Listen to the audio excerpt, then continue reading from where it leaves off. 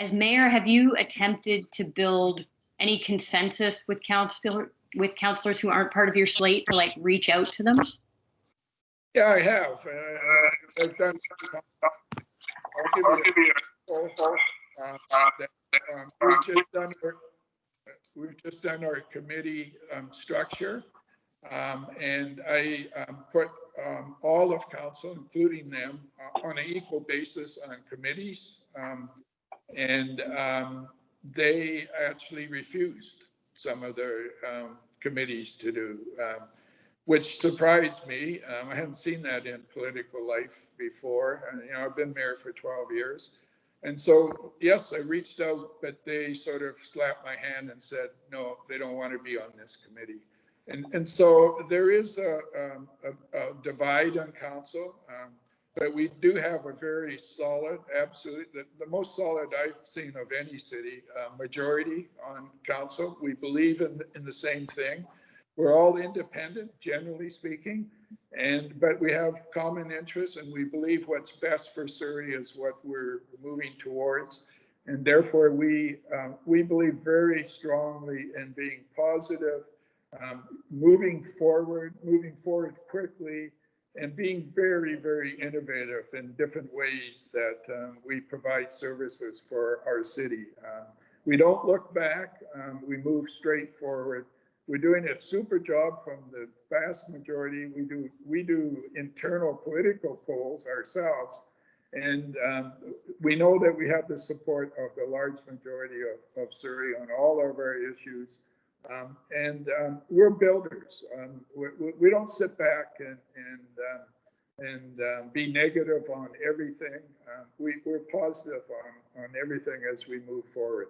It's the best board or best council that I have been in. I've been on a lot of boards also in my lifetime and chaired most of them. And this council, the five is certainly the best either board or committee that I've ever seen.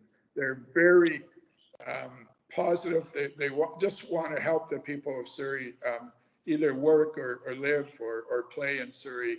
And that's why we're building so many rec centers. That's why people want to come to Surrey.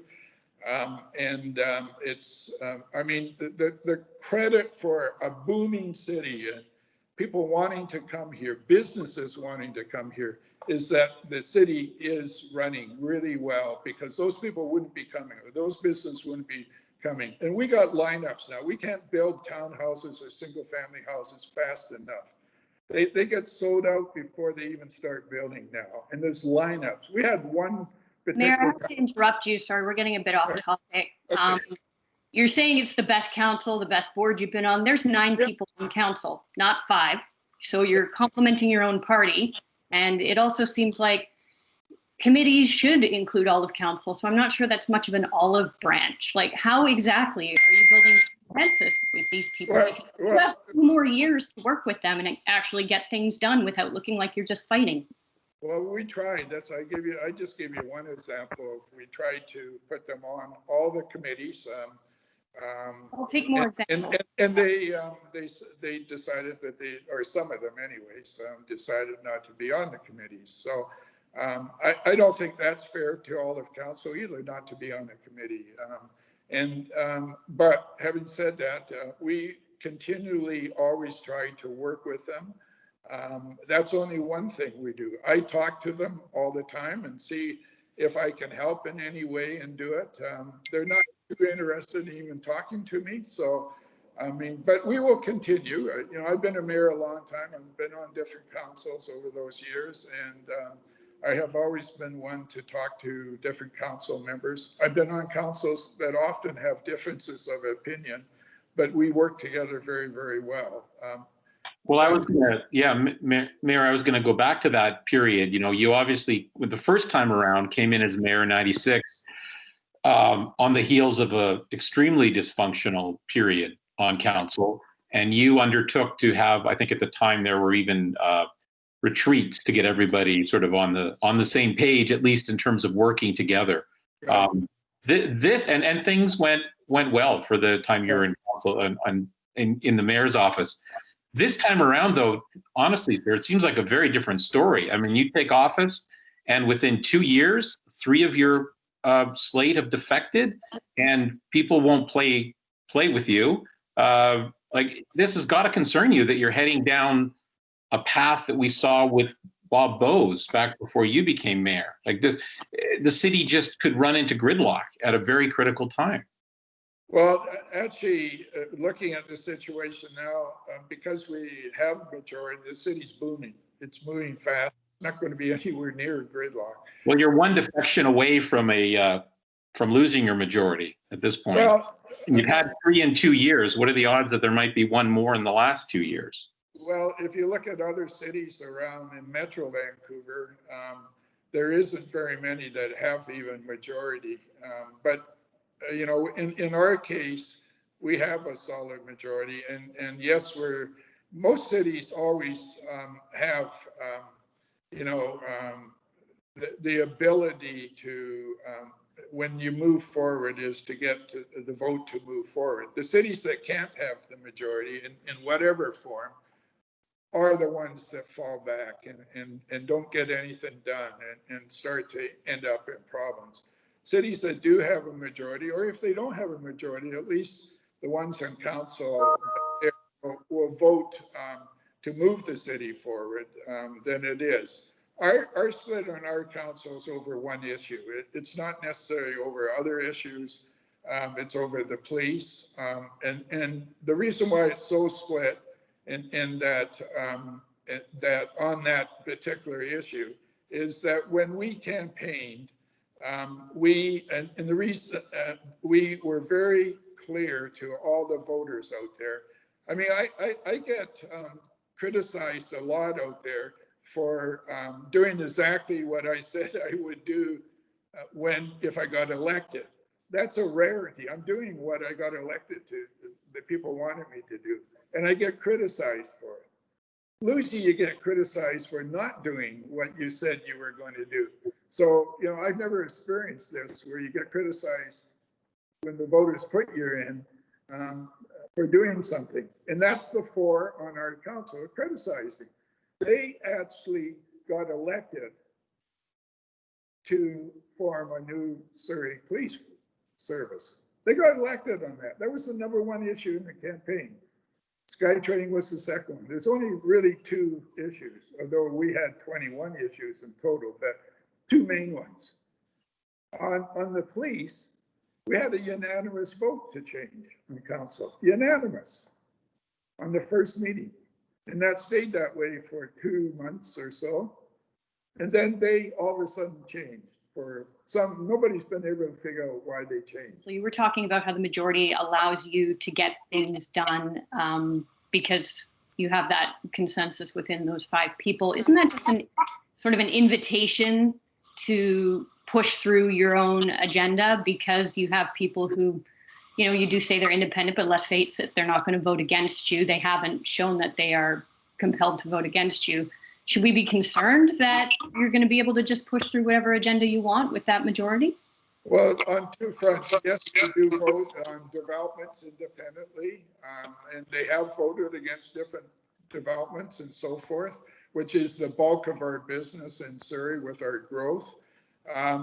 But we do run, and when we go out for election, we go to our residents, and in our case, we gave 21 issues that we all believed in.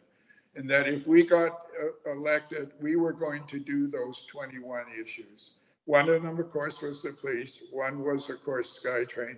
There was 19 other issues, which we've listed many times. We campaigned on those. And if they elected us as a group, then yes, we would vote on those. That's what politicians do. They go out, they say they're going to do these things, and we did. So we did all those things.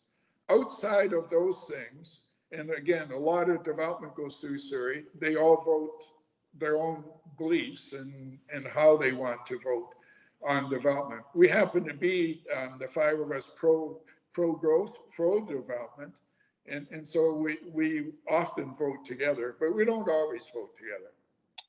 So no concern that you're going to be able to push through an agenda because you have that majority? Well, we will push through the agenda we campaigned on. Yes, that's what campaigning and elections are all about. But we put it out to the public, and they can vote whether they want that agenda or not. But if we get elected, yes, we're going to push those 21 agenda items that we said to the public we would. Yes, that's how we got elected. That's a democratic system that works, and in this case works well. Are you running again in 2022? Yes. All right, you've already decided that. Yeah. Okay. Isn't a democratic system supposed to be a governing by the majority with regard to the minority as well? Because other councillors were voted. They were elected by vote, even though they perhaps aren't the majority. Yeah, I agree with you entirely. That's what I said. We put out 21 items that we believed in. And so we were going to get those because that's what the people elect us for. Anything outside of those 21, you're right. We have to look at it as a council, and we